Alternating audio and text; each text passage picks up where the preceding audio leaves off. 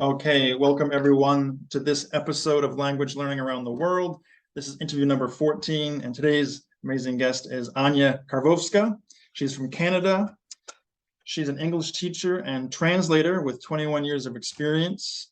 She has a Master's of Education in Second Language Acquisition and Culture, a Bachelor's in English Philology, a Neuro-Language Coaching Certificate, a TESOL certificate and diploma, and more. And she's the owner of Polka Languages, and she teaches English as a second language and Polish as a second language, and structured literacy and instruction, and neurodiverse training. And she focuses on helping neurodivergent students get unstuck with their English using cognitive science.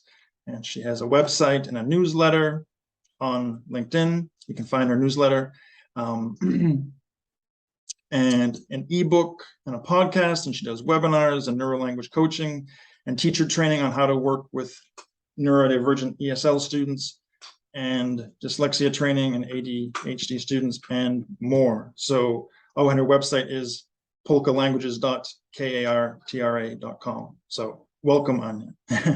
Hello, welcome. Thank you for having me. And so tell us about yourself. Who is Anya? Oh yeah, I'm a Pole living in Canada, hence Polka, because Polka in Polish means a Polish woman, Polish female. So that's why I came up with Polka, because I wanted to embrace the identities, like being a Pole living in Canada. And I'm an English teacher and teacher trainer. I have been teaching for 21 years. Oh my goodness, it's hard to believe. Like yesterday, I just told my husband, wow, it's been so long. So yeah. As any teacher, I have done it all. So when I was younger, obviously I taught kids, adults, teens, bits and bobs, exam prep, this English, you name it. However, for the last 6 years, I mainly work with neurodivergent students, and I had them get unstuck with their English, because I noticed that in any language, it's also my experience because I'm a learner of other languages, that you get to that point when you progress very quickly, and then the plateau happens, and it's like you cannot just move on. You're stuck, literally. So, as you mentioned, you're a language learner yourself. So what has your experience been learning languages, and how has that affected your teaching? Oh, it has affected my teaching tremendously. So I've tried different languages. When I was a younger student, I used to learn Italian, but only for a year, so I don't remember much. Now I'm looking for another teacher. I used to have Latin in high school and university. Don't remember much. I remember just a couple of quotes, like general rules of grammar. So I cannot speak like Cicero. I've learned German for many, many years, and mostly because of my German struggles. At some point, I just know how to work with my students, because my experience was that we mostly accumulate passive knowledge. So we have lots of passive, especially at school. They drill with grammar. Like when I have my students, they have an enormous knowledge of grammar, however, they cannot speak.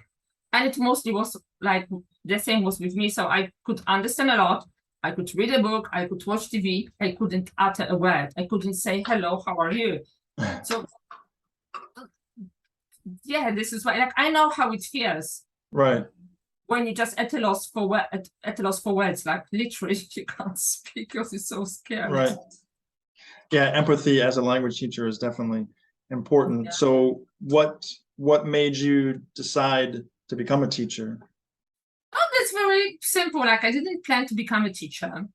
I wanted to work as a pathologist in the morgue, but my dad told me that they do not earn a lot of money, and it's very hard work, and I'm lazy, so it's not a good job for me. Wow. So a morgue. When you're a teenager, you have those stupid ideas. And I went to languages, and I really enjoyed it all along. I had great teachers myself. So I think that because I experienced what it means to have a great dedicated teacher, so I wanted to pass it on to my students. Okay. And as I mentioned earlier, you've got a lot of qualifications. So how have those prepared you for what you do today, what you're doing now? That's interesting. My qualifications, I will just divide them into two parts. Before Canada, like the second part of my qualifications stemmed from the fact that I came to Canada, and because I was an immigrant, So I have to evaluate my credentials, and my credentials were not recognized in Canada. They were, even though I have qualified teacher status from UK, etc. So I did it again. Right. Because at that point in my life, I thought I want to work at the institution. Later on, I found out that I'd rather work for myself, have my own curriculum, and work the way I want to work, rather than follow syllabus that I do not agree with. All right. And how did you get into this niche of yeah, very, very, very funny, by the way. I didn't plan it at all, but I wanted to have the so-called Canadian experience. So I wanted to volunteer. I used to volunteer before, and I loved it because my students were amazing. So I went to the local library, and I saw that ad that said, "Oh, we're looking for freelance literacy tutors." I said, "Why not? You know, I have the language experience. I have MA in English. Why not?" So and then I thought that I'd be working with students who are displaced by the war. They are refugees, they're immigrants. They didn't have the skills because something happened in their life along the way. But to my utter surprise, I work with Canadians. I work with Canadians who are illiterate because very often they were undiagnosed with dyslexia, dysgraphia, ADHD, so they dropped out of school. Okay. And that's when I started doing my own research, looking for my own methods. I went back to my old school books from like 10 years before. And I reached out to my university professors from Poland, just asking them, what should I do? Like how to go around it? Because I could not understand that you can be an adult who knows 200 words, but he literally cannot write. And then my son was diagnosed with dyslexia and ADHD, and obviously school was not supportive. So I did my own due diligence and started helping him. And I noticed that there are lots of adults who struggle in some shape or form with the language. I started talking to my friends, and then I discovered that, this friend was diagnosed with ADHD or dyslexia. She's an adult. Like, she learned this and that, but, she never knew. But her kid got diagnosed, and she got diagnosed, and it was like a spiral. And then I was trying to find my own niche, and I like challenges, and everyone's teaching business English or exam prep, and I thought that could be interesting. So you mentioned dysgraphia. I think most people are probably more familiar with dyslexia. Can you talk about dysgraphia for a minute? Yeah, it's like when people don't have the dexterity when they're writing. Okay.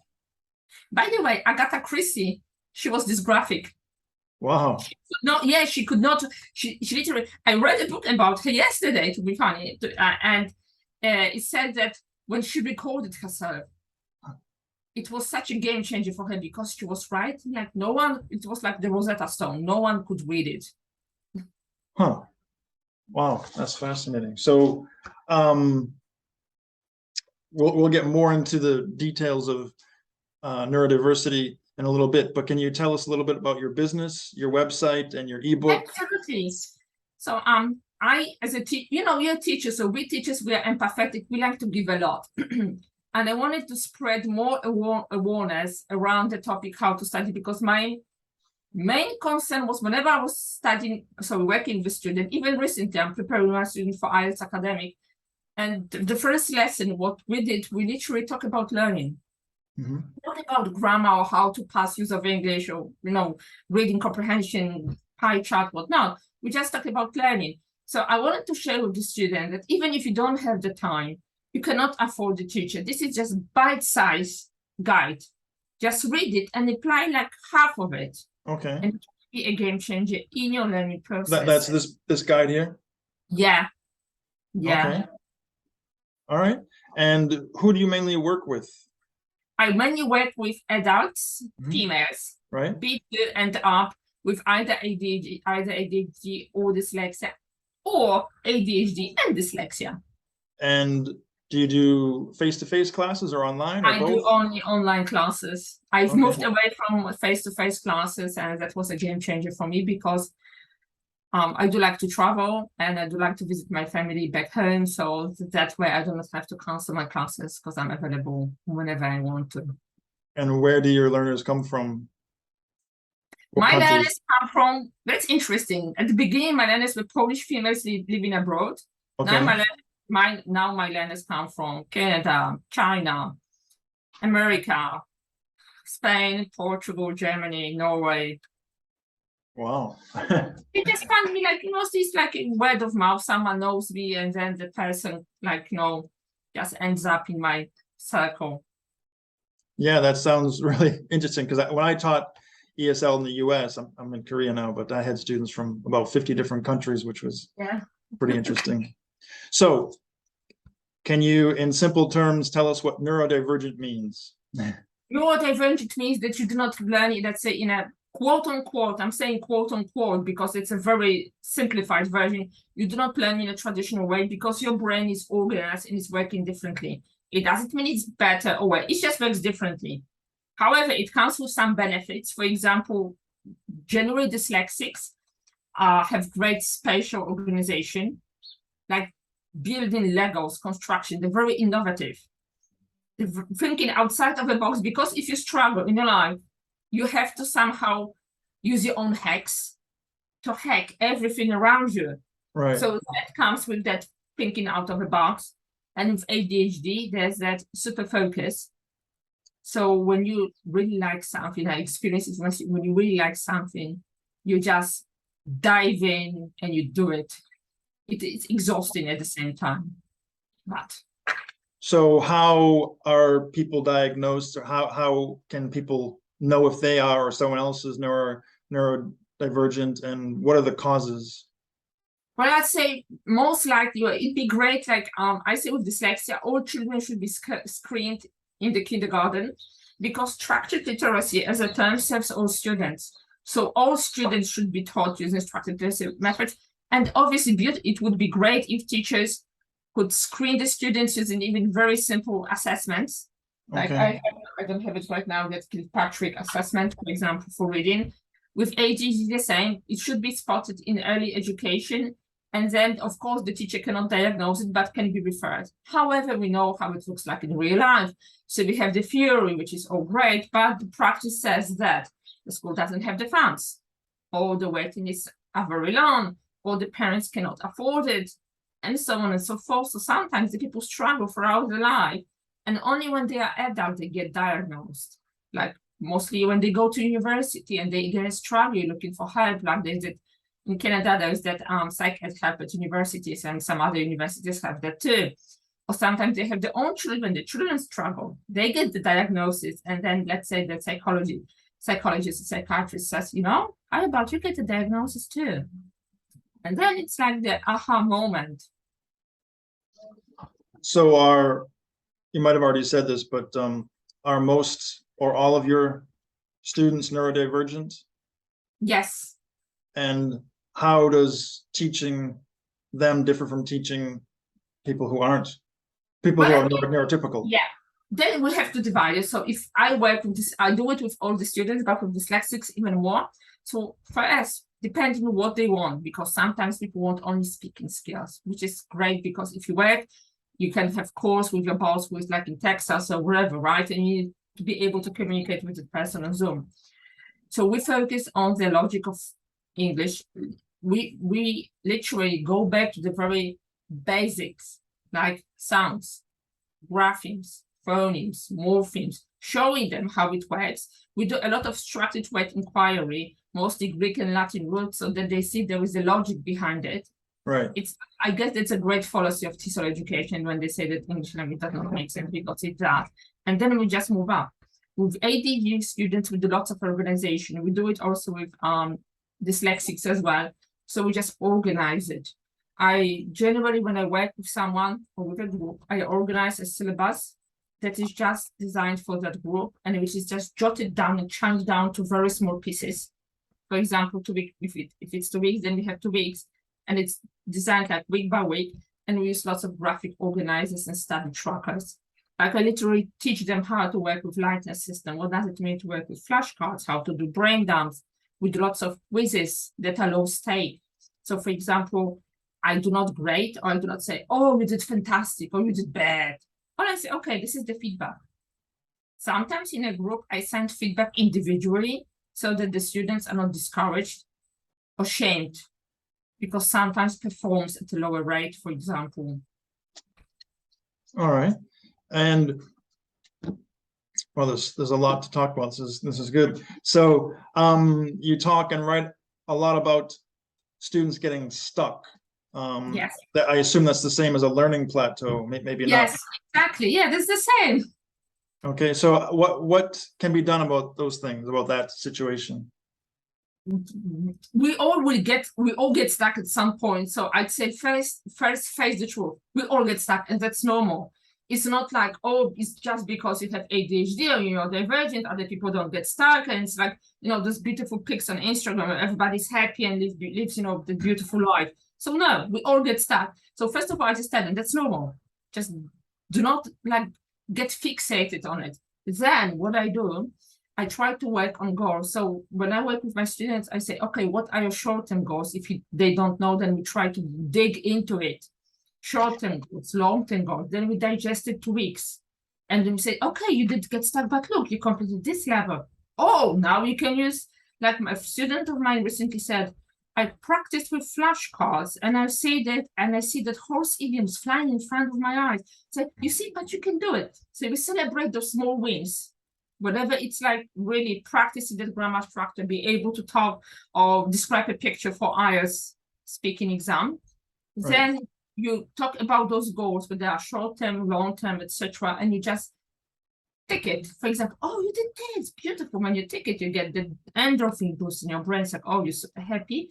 And then when you graphic organize, it's when you chunk it down to tiny pieces and say, but you're moving. It's okay. You're moving slowly, only because you are aiming at the higher level. It's very easy to learn the language at the beginning because you think you know everything and it's so cool. And then you get to the B2 and say it's not as easy.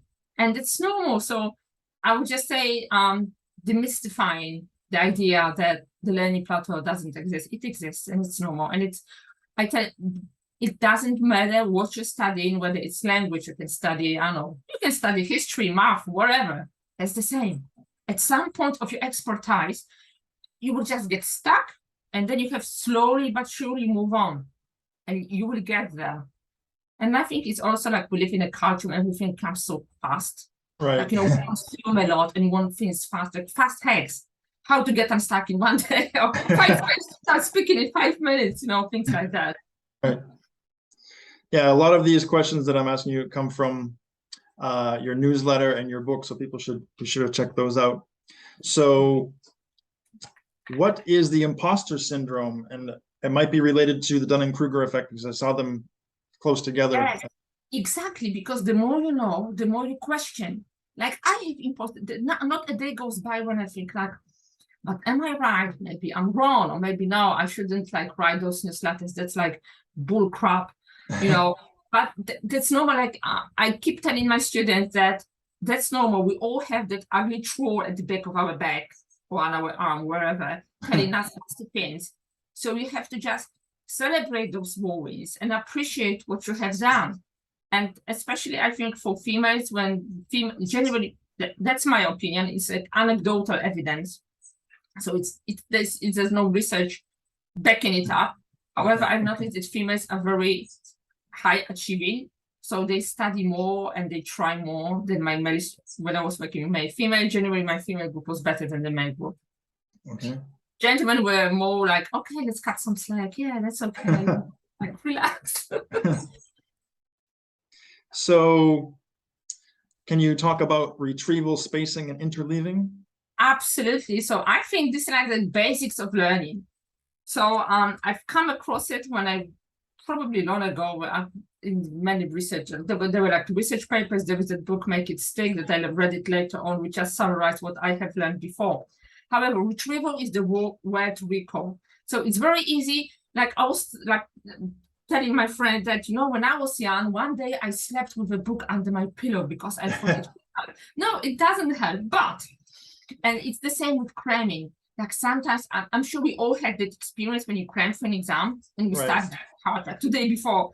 Like, okay, I still have time. Then, oh, darn it. So I keep studying. And then you think you know everything, which is the illusion of knowledge, because it's like it didn't go to your long-term memory. You didn't retrieve it. And then you get low marks. Like, oh, why? But I did study. So retrieval is just recalling the information.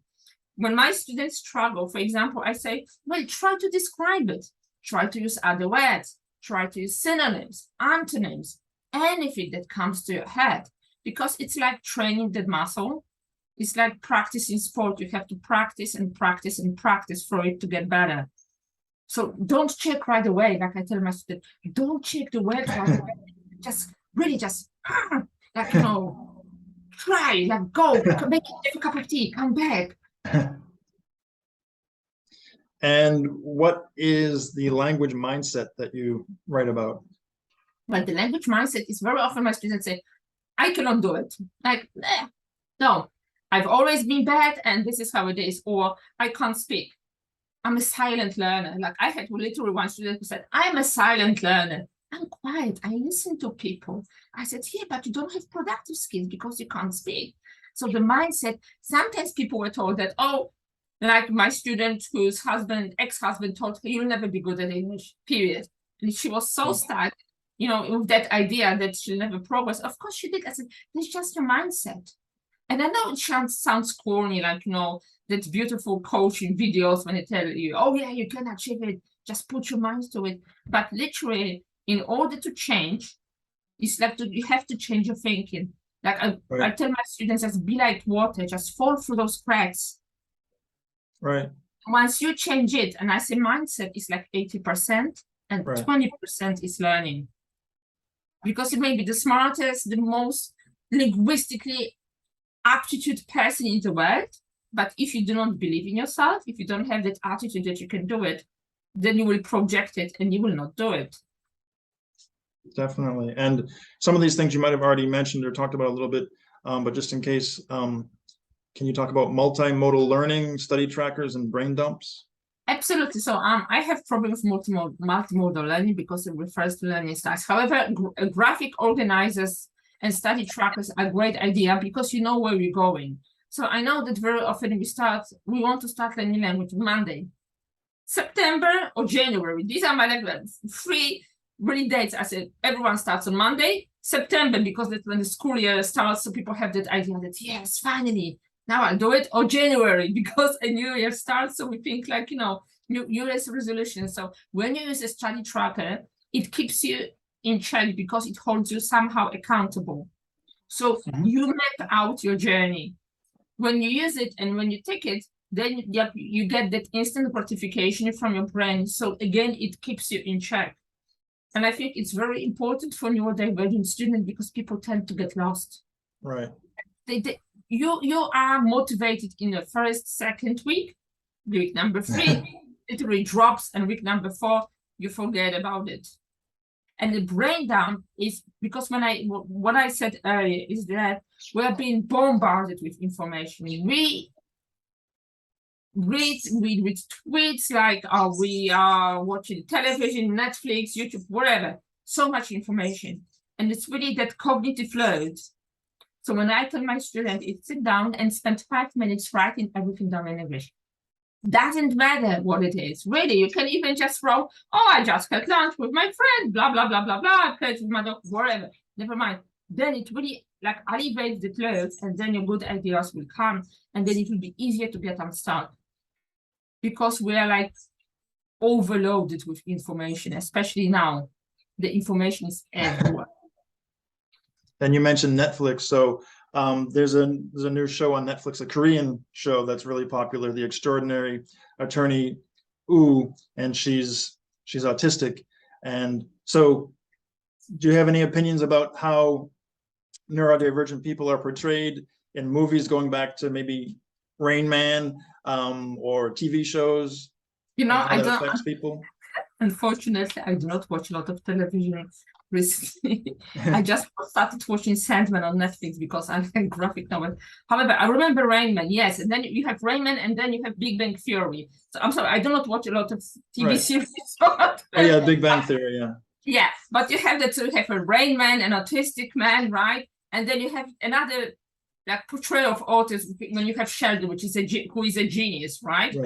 So I'd say it's good that it appears, and it's good that it has changed. I would just say just show more positive sides and people who are not neurotypical in TV, because that's what the society is like, you know, like a cake with all those raisins, nuts, and whatever. And because we are so diversified, that makes us really amazing. And once we do understand what neurodiversity is, it just doesn't make it like we are all different because it's divergent, whereas to say. So it makes it not only easier, but then I think it just makes it easier for, especially for kids at school, because that's the sensitive stage when you seek your peers, you know, acceptance, etc. So unfortunately, I'm not very up to date. Well, that's okay. It's just, I think in order to make a show or a movie entertaining, they often show extreme cases, which yes, hence Sheldon. Sorry, like I watched I remember, like, I guess the Big Bang Theory is the TV series I remember best. But yes, like Sheldon was on the other side of the spectrum. Like everyone thought that, oh, if you're autistic, you have to be like Sheldon. And you have to play with trains, because if you don't play with trains, so no, that's not your line. So before we started recording, you were talking about some ELT myths. Do you want to talk about some of them? Absolutely. So one of my, let's say, favorite is language myths. So language myths do not exist. As I said, there is that research paper by Daniel Willingham. Learning styles do not exist. It's in open access, so everyone can read it. Another myth is the myth that you can only learn language, and it's especially for myself when I work with mature learners. So my learners are from the age of 35 plus. Wow. I don't work with adolescents because I choose not to, but there are other teachers who are amazing working with kids. However, the LAD myth tells you that you can only be proficient at language until a certain age. Then when you grow up, you hit your puberty, and then the magic door closes. Let's say 3 to 5% people cannot be activated, whatnot. This is not true because of the brain plasticity. So people can not only form new memories, but they can learn another language, and they can be quite proficient. And I take it from me because I've worked with mature learners, 70 plus. So I'm like really mature. Wow. And they were amazing. Literally, for me, that was one of my favorite classes because the people were so committed. And they had more time, and they made lots of progress. So LAD is another myth. Learning fonts, dyslexia fonts, and I keep talking about it because I keep seeing it like in space. And as I said, like I know that parents are looking for like quick solutions. So I would say dyslexia fonts, get like there are 2 books, which is Hornet Literacy Primer and Word Wasp. They are very cheap, cheap as chips. I think you can get them on Amazon, not only. And they are very good if you have a dyslexic child and you like learn, let's say English is that first language that you just deliver the class. Very simple, very easy, followed by YouTube tutorial, very cheap. So another myth is that 10,000 hours. So people say, oh, it takes 10,000 hours to carry a baby, 10,000 hours to learn to play violin, whatnot. However, in that experiment, it turned out, because like we like simplifying things, so it was oversimplified, because in a nutshell, it said that it was the average, which means half of population needed 10,000 hours, half of needed less than 10,000 hours, around 5,000. So again, that's another myth. And I would just say, if you are especially ELT learner or student, just do your own due diligence, and especially as a parent, just do your own, not even research, but just try to dig in and try to ask questions. And there is that book that I'll recommend in a week from now. It's called Not Stupid, Not Lazy. It's by Linda Siegel. She's from University of British Columbia. She's a professor. She has tons of research on dyslexia. She's amazing. And she at the end, she said, if you're a parent, if you're a dyslexic person looking for like an advice, do not fall for quick fixes. And I say, if someone offers you a quick fix, it's like, red alert. And we just have a few more minutes. So Anya, you speak and teach Polish and English. Can you take a minute and compare the languages for us and talk about what challenges a Polish speaker would have learning English and vice versa? Absolutely. So I mostly teach English. Polish is like 20%. It just stems from my interest in linguistics and teaching my own kids Polish. I needed to understand like the grammar, because obviously just being a native speaker doesn't make me an expert in my native language. Right. To be honest, I find it more difficult in English, probably because I've studied English for so many years. However, the differences. So Polish is a syllabic language.